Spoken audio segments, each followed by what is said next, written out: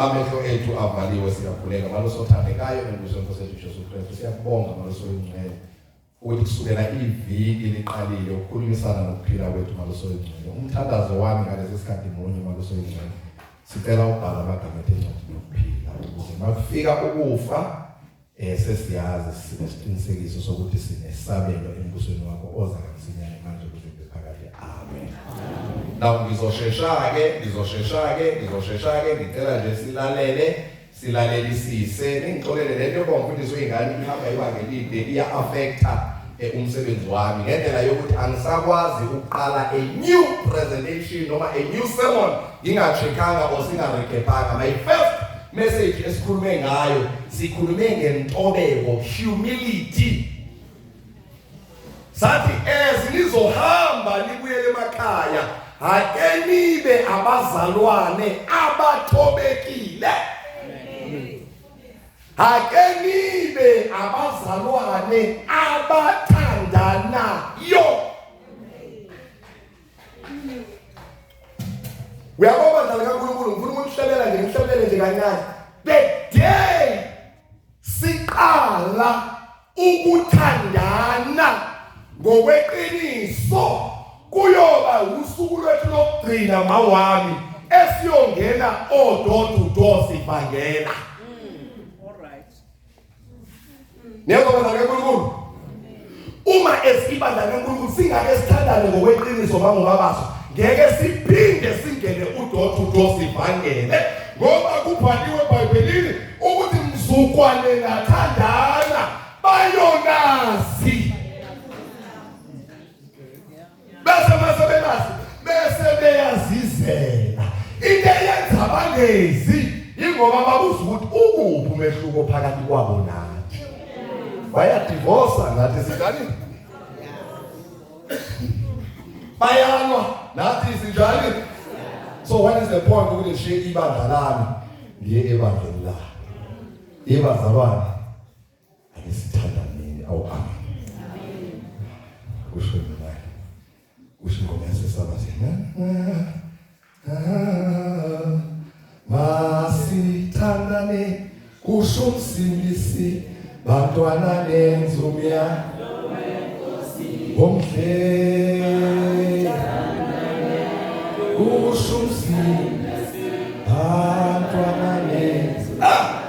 Athi Josepha kubafowabo wayiseba asukani madoda kwahamba wayesethi kubo xabane sikhona ebandleni kaJehova. Nize bazalwane musukuvumela ukuba nomoya ongekho right. Musukuvumela ukuba nomoya okubukisa izinto ngendlela enjani.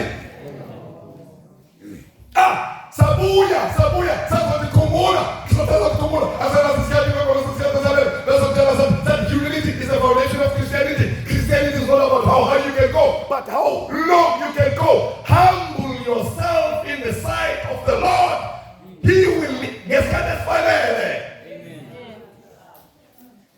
Sasa sabheza ke uJesu awu amen. Isikhathi ke ngoba benilate asikwazanga ukuthola ithuba mamabaso lokuveza uSathane enyuka. Uyehla uJesu lapha uSathane wenza njani? Sasa sabuya ke sathi don't forget that ningabokhohlwa isabatha lenkosi yebonile bona wonke yasiphuza emsebenzini esenethelo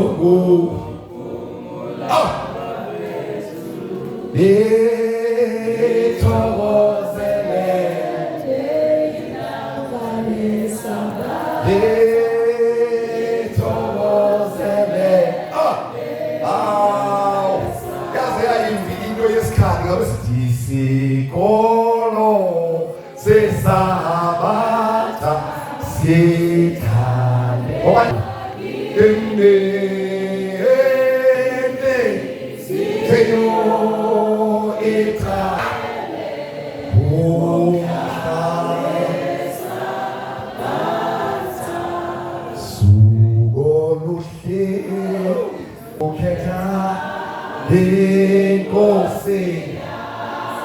nomsebenzi kuhle endlini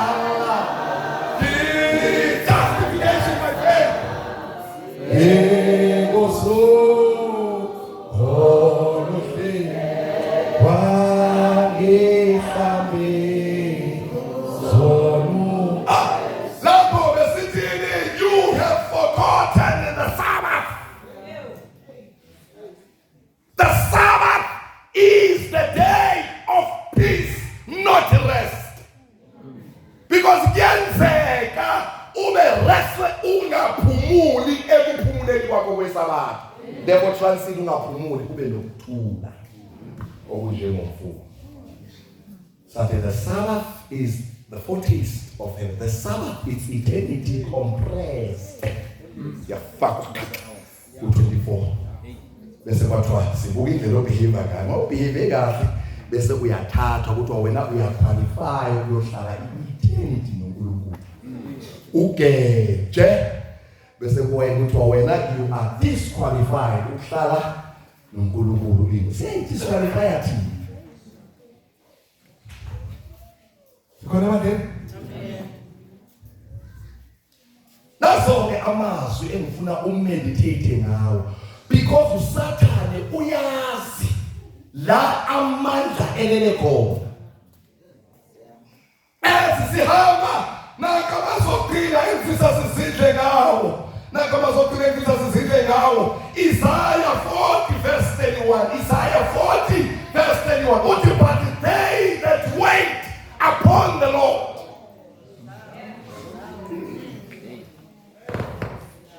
They that wait upon the Lord shall be renewed their strength.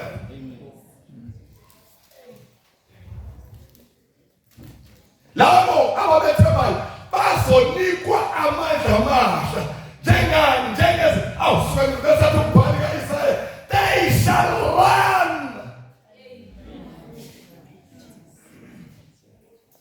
Now sengiyazi ukuthi yini kweyenza ukhathala. Sengiyazi ukuthi njengoba le meeting iphela nawe kuyimvithi bese thina silinde uJehova siyoqala enye week of prayer kusasa. Babuza ukuthi udlani sizothi amandla asekulindeni kuJehova inenze ukhathale ingoba uhamba ngamandla akho. Thina once nje walala mawuvuka athi umhlabeni wasasa ngigcwalisiwe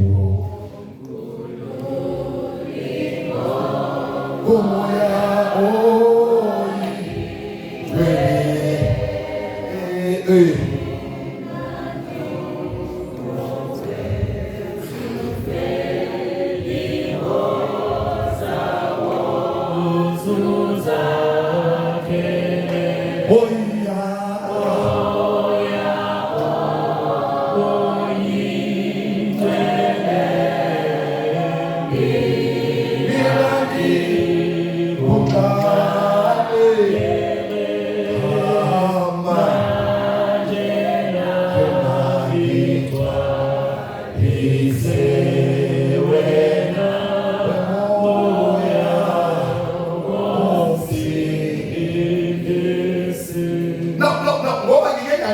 siyabaleka izinto besiyifunda einganeni. Second consideration 3 points.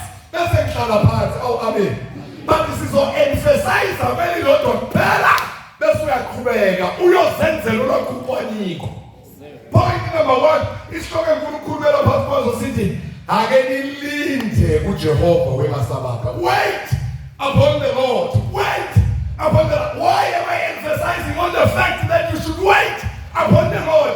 It is because now I know that as long as uJehova esamkhumbi lohamba ngawo noma unganyakaza kangakanani umkhumbi angeke uqwile.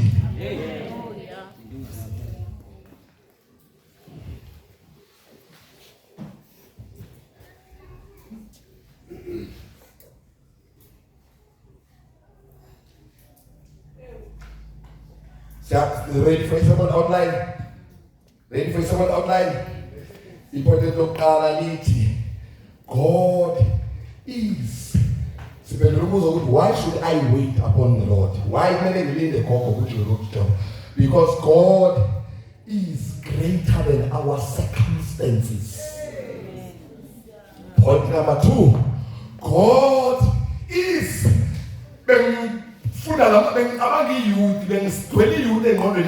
because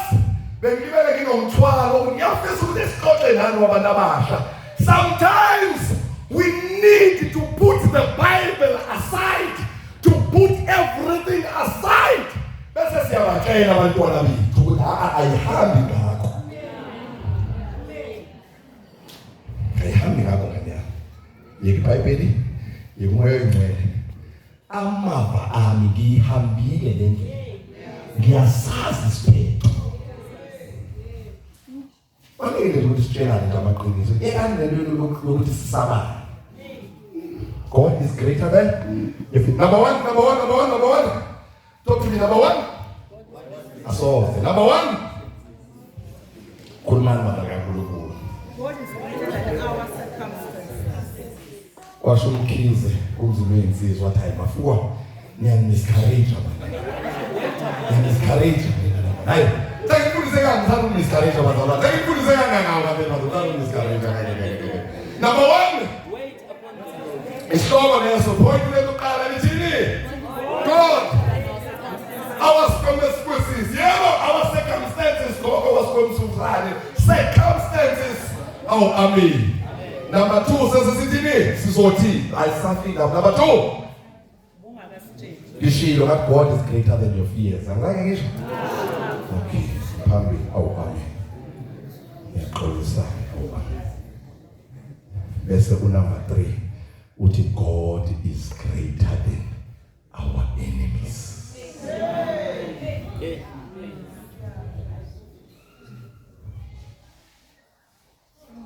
Siyavala awusikhathi ku sasasiningi isikhathi donvala ngo-12 zobe ngihleli phansi. Oh amen.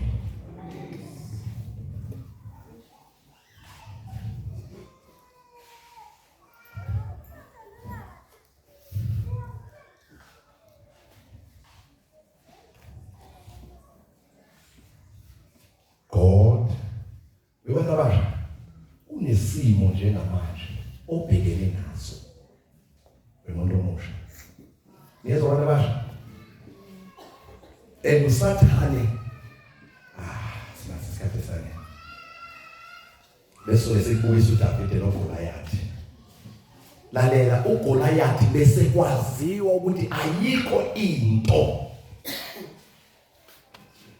nikolobela basha kodwa kuzoqhamuka umfana omncane uNkulunkulu edemonstrate ukuthi ayikho into engama endleleni yakho mawusihle kuye. Into yenza inkinga zisinqobe kunale element yokufuna ukuvela bese ngesikhathi ufuna ukuvela esho uNkulunkulu uveza ikhanda ashaya uSathane. Webalabasha yabo usafuna ukuyiveza wena uzosuka uNkulunkulu ashaya uSathane bese avele uNkulunkulu sewulele phansi.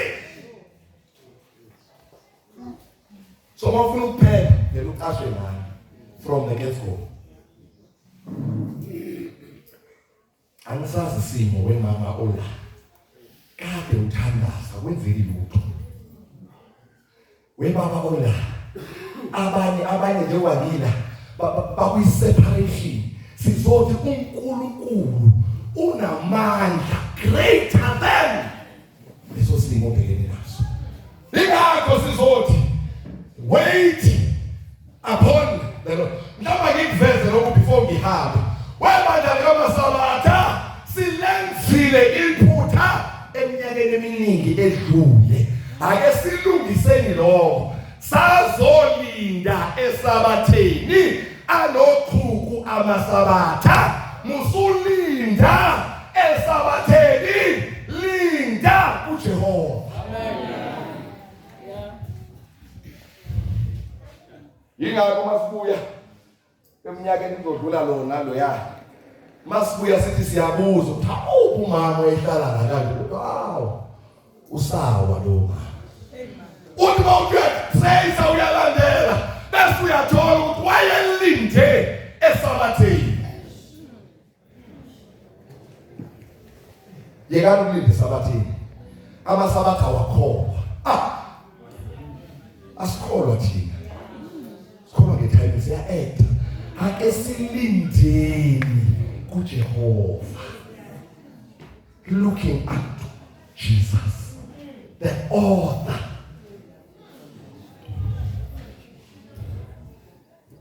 God, ngixoxelile nge8 years experience yami akithi. Namanje ngisalindile ngilinde kuba asilindeni ngane zakwethu. Silindeni kuba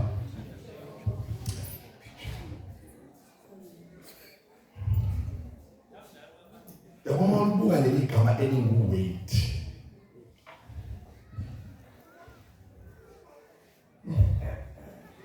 Isaiah 77. Noma ngenye ngoba badala ngenye uzenzele research.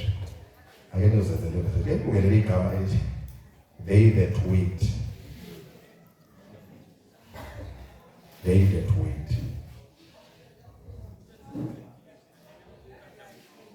They that wait. Yawo mawulindile. Mawulindile.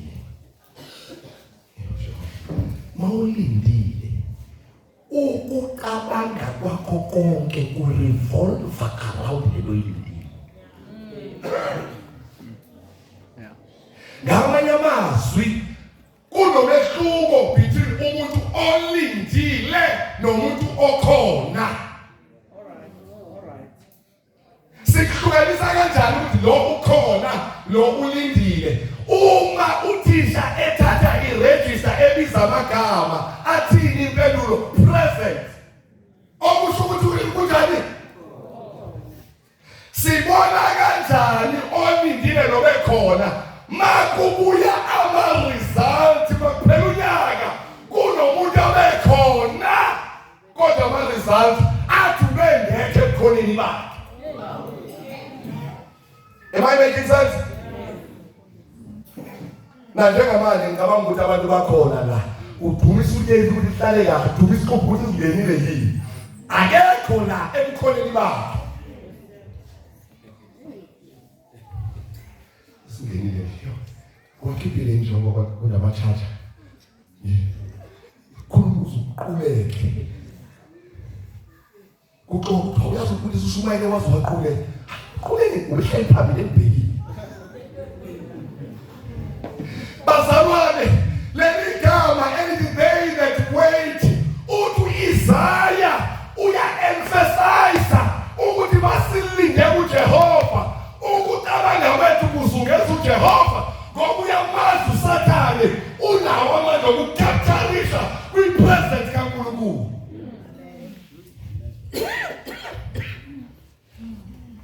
Asibhale kanjena. Number 2 ngiyozenza ngoba uthi number 2 uthini? Angikwazi usabana. Anginaso isikhathi sokukhuluma ngaleyo. Ngiyajaba manje ngiyakuyi-conclusion awuphani. Angikwazi usabana. Kodwa yonke into esabayo uNkulunkulu unjani? Unkulu. Abanye fear of the unsaba into ongayazi. kusaba kabi ukushada. Awashada angikaze. Why?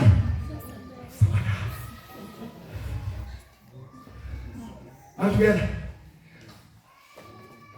Sibulawa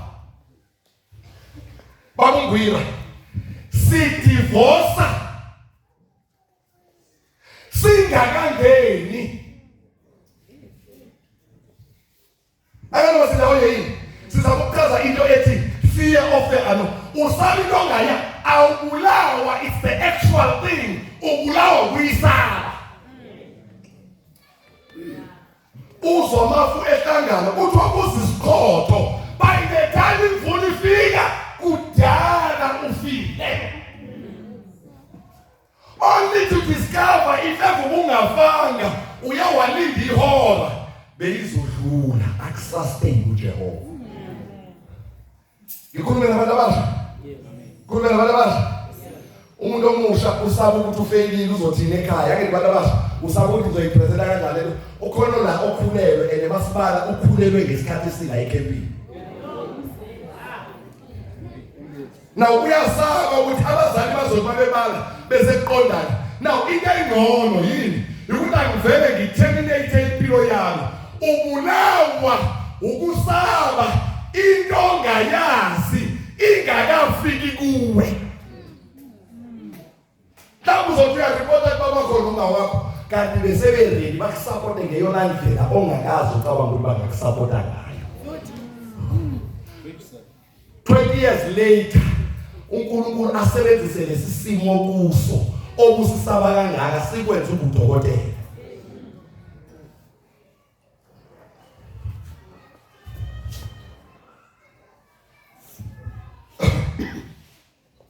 God is greater than look at the point.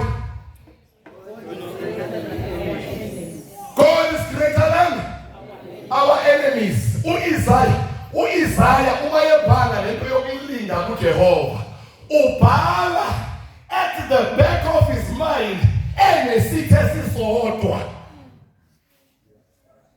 Yebo kungwina noma ngingathini kuwe akisona isitha sakho. Get that one correct. Isaiah mayebhala ubhala enesitha esisodwa esingubani esingusathane. However usathane usebe successfully to capture our mind in such an extent that we are no longer fighting against it.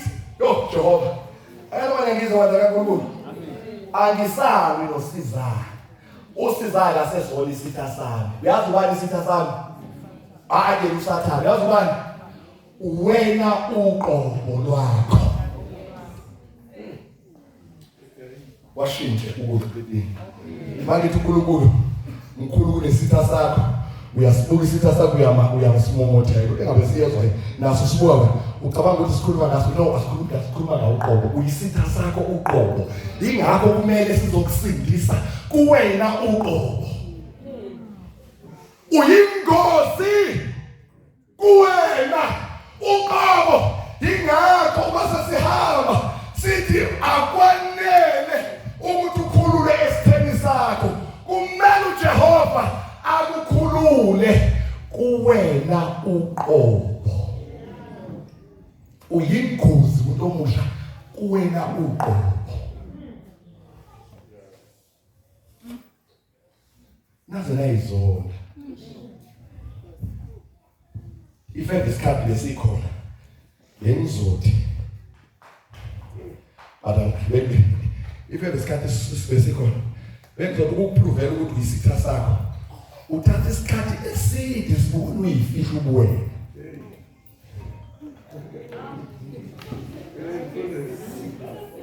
Hayi phela uma mesibukene kusuke ngekho umuntu.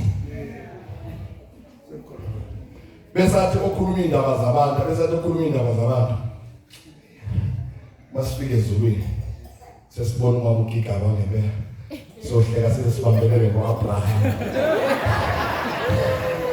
Mama unje. Ngoba asikakaze sa experience ukubona.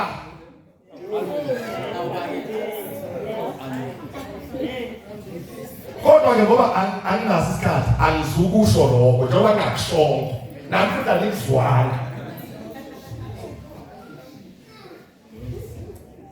Bantu abasha umuntu uyakhululwa uyena uqobo.